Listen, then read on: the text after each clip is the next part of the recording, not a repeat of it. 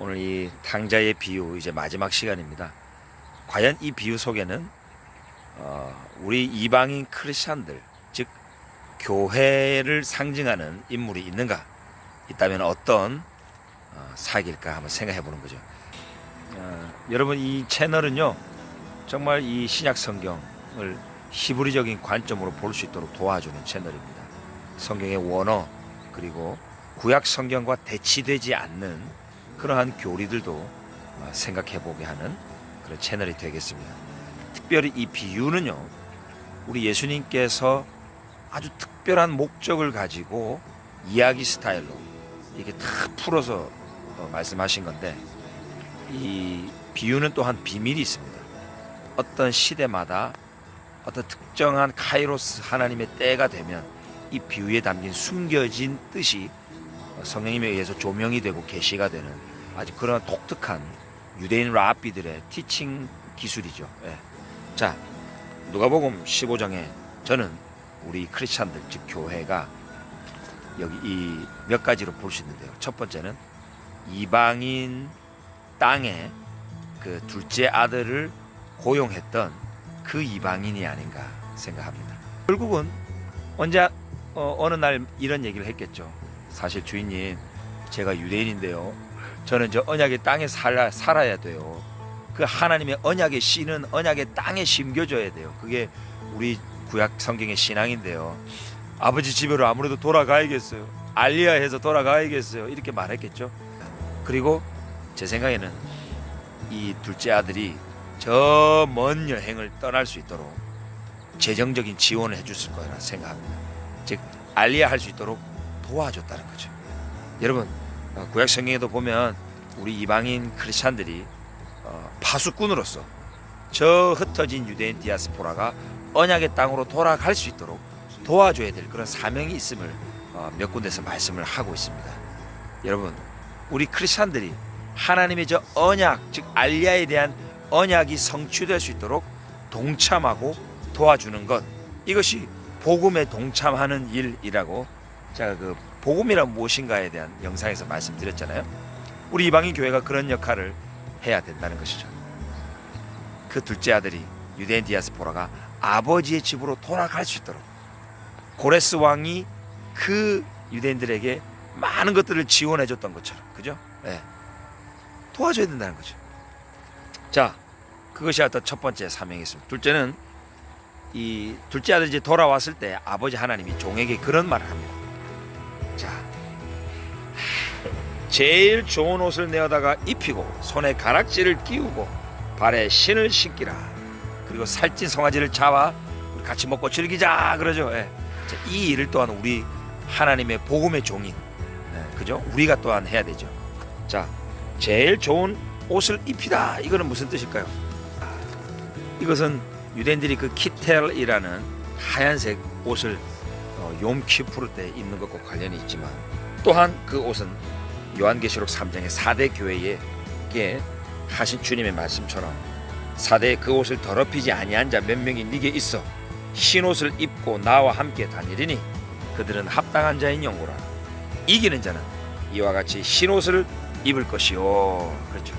우리 이방인 교회가 주님의 그 말씀을 끝까지 순종하며 이기는 자가 되는 것이 흰 옷을 입는 것입니다.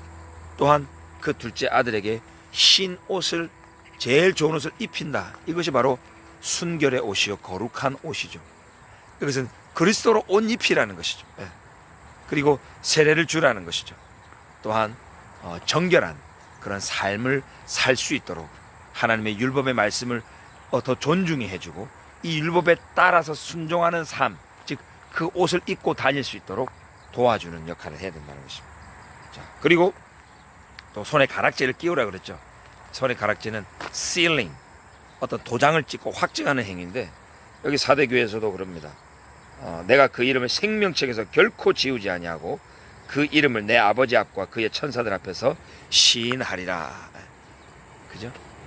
우리 주님께서 아버지 앞에서 내 자녀입니다, 하나님의 구속받은 백성입니다 라고 시인하고 확증하는 일이 뭐 어떤 것이죠? 생명책에서 결코 지우지 아니하는 자는 이기는 자라는 것이죠. 그래서 이 유대인 디아스포라에게 가락지를 끼운다라는 것은 바로 당신이 이길 수 있도록 하나님의 말씀에 끝까지 순종하며 살 수 있도록 우리 이방인교회가 동참하고 함께 도우는 역할을 해야 된다는 것이죠. 거룩이죠. 순결이죠. 이럴 때에 우리 유대인들은 주님을 다시 보게 될 것입니다. 우리가 교리적으로만 계속 말만 하면요, 유대인들은 정말 우리 안에 있는 그런 진리를 보지 못할 것입니다. 우리가 이기는 자가 되고 우리가 거룩한 순결의 옷을 입고 하나님의 율법을 더 순종할 때에 저 유대인들은 식이 나게 될 것입니다.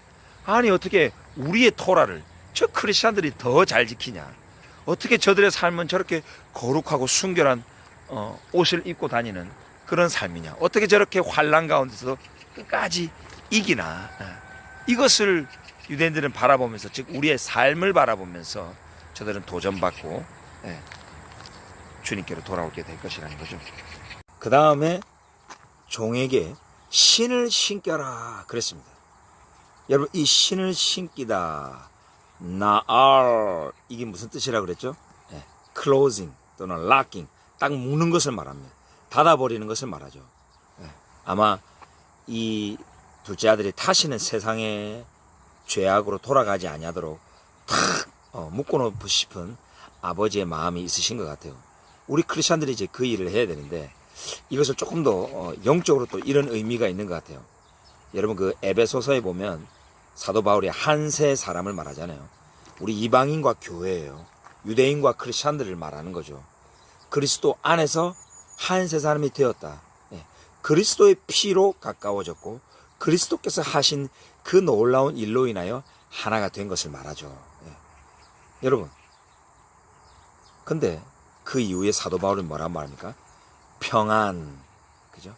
평안의 매는 줄로, 마치 신발 끈을 묶듯이 평안의 매는 줄로 하나 되게 하신 것을 힘써 지키라.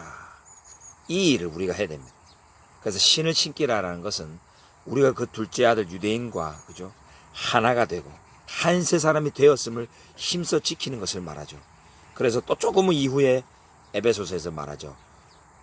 평안의 복음에 준비된 것으로 신을 신고, 그죠? 즉 그리스도 안에서 우리의 어떤 믿음이나 우리의 교리와 우리의 어떤 고백이 아니고요, 그리스도의 신실하신 믿음, 하나님께서 그리스도를 통해서 행하신 그 일 안에서, 즉 그리스도 안에서 화평케 되었어요. 이게 한세 사람이잖아요. 그래서 평안의, 즉 화평의 복음에 신을 다 준비된 것으로 신을 신어라. 한 짝만 신으면 되는 게 아니라는 거죠. 이스라엘만 얘기하면 안 되고 이스라엘과 교회 두 쪽 다 신어야 되죠. 그죠? 유대인뿐만 아니고 우리 이방인 크리스천들까지 같이 두 쪽 다 신고 한세 사람이 되었다는 것을 힘써 지켜야 해. 이게 바로 저 유대인들에게 신을 신겨라라는 의미가 아닐까 생각해 봅니다. 자, 여러분, 그리고 아주 신기한 게 있습니다. 자, 맏아들에게 우리가 해야 될 또 역할이 있습니다. 맏아들은 밭에 있다가 집으로 이제 돌아옵니다. 그런데 막 풍류 소리를 듣습니다. 복음의 잔치 소리가 들려요. 맏아들이 돌아왔다, 아버지께로 돌아왔다 하고 막 춤을 추고 노래를 부르고, 그때 우리 종들도 그죠, 막 정신없이 같이 즐깁니다. 복음 잔치가 벌어지고 있습니다. 근데 누가복음 15장 26절에 보면 한 종을 불러 이 무슨 일인가 물은데, 이게 바로 유대인 성교의 전략입니다. 맏아들, 저 정통 이스라엘 유대인들을 말하죠, 그죠? 아버지와 늘 함께 계명을 지키면서 살던 저 유대인들, 저들이 먼저 우리에게 물을 때까지 우리는 기다리는 지혜도 필요합니다. 먼저 우리를 불러가지고 물어보게 해야 됩니다. 도대체 왜 그렇게 즐거워요? 뭐가 그렇게 좋아요? 어떤 소망이 있길래 이렇게 노래를 부르고 잔치를 벌이고요? 내 안에는 어떤 그런 기쁨이 없는데, 내 안에는 어떤 죄사함이나 영생의 소망이 없는데, 너희들은 뭐 어떤 소망이 있길래 그렇게 복음 잔치를 벌이게 무슨 일이에요? 라고 물어볼 때까지 우리는 좀 기다릴 필요가 있습니다. 그래서 베드로전서 3장 15절에 너희 마음에 그리스도를 주로 삼아 거룩하게 하고 너희 속에 있는 소망에 관한 이유를 묻는 자에게 대답할 것을 항상 준비하되 온유와 두려움으로 하고. 저 정통 유대인들은요, 하나님의 말씀을 맡은 자예요. 우리 신앙의 선배, 그들이 하나님의 말씀을 기록하였고 보존하였고 생명지켜서 우리 이 온 세계에 하나님의 말씀을 계시를 전해준 사람들이, 이들에게 먼저 다가가서 막 개종시키려 그러고 막 교리를 들이밀고 이게 아니에요. 먼저 그들이 우리에게 와서 우리 속에 있는 소망에 관한 이유를 물어볼 수 있도록. 그래서 대답할 것을 항상 준비하고 있어야 돼요. 그리고 대답할 때는 온유함으로 해야 돼요. 두려움으로 해야 돼요. 자, 이제 아름다운 가을인데요. 여러분 정말 풍성한 하나님의 은혜를 만끽하는 그런 가을 되기를 간절히 원합니다. 여러분 어떠한 상황에서도 저와 여러분을 향한 하나님의 그 언약은요, 신실하십니다.